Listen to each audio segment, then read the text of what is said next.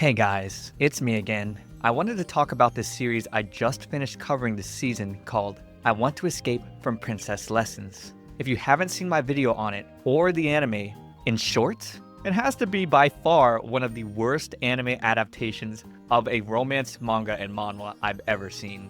It's about a countryside duke's daughter named Letitia, who gets engaged to the kingdom's prince, Clark, at the age of 8. She's forced to move from the countryside to the palace where for 10 years, she goes under strict princess lessons, learning the etiquette of a proper lady in regards to dancing, walking, drinking tea, speaking, etc.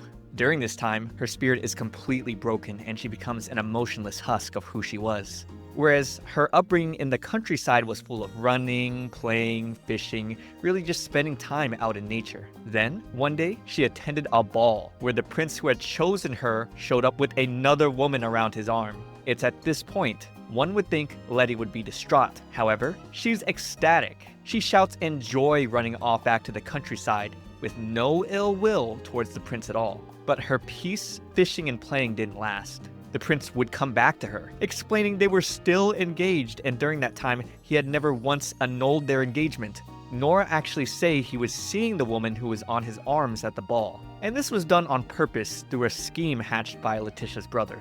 I know that sounds manipulative in summary, but it's one of those things that really makes a lot of sense right around episodes 10 through 12.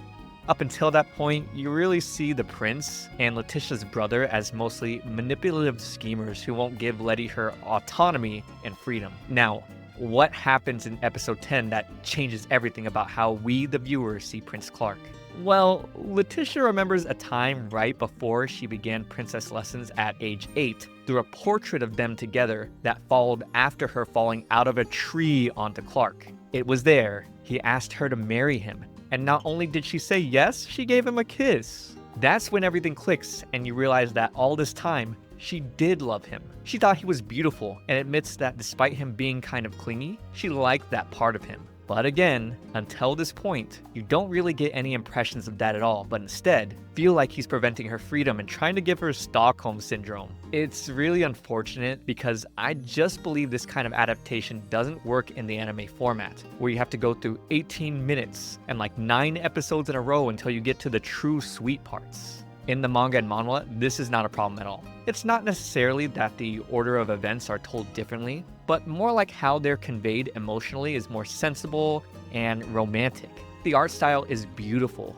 The moments that seemed creepy in the anime are beautiful and cutesy in the manga. I wanted to stop covering this series so badly, and then I gained the perspective that Prince Clark was chasing after Letitia, much like Prince Charming chased after Cinderella.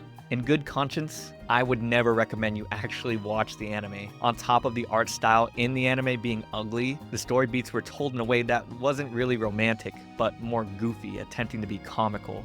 I actually can't even tell you who the anime was made for, even though in the manga, it's clearly a romance made for women. It's like the anime is a goofy anime with romantic moments, while the manga is a romantic story with goofy moments. I feel like the author and artists were probably rolling in pain seeing their work adapted so poorly. On a side note, the anime did this weird thing to fill time where the characters would just talk to the camera,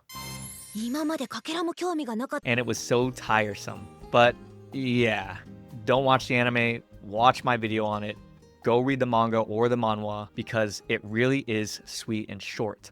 Only a bit more than 30 chapters. Anyways, thanks for listening to me give my thoughts. Subscribe to the channel for more. Know I love and appreciate you. Watch this next video and I'll see you all in the next one.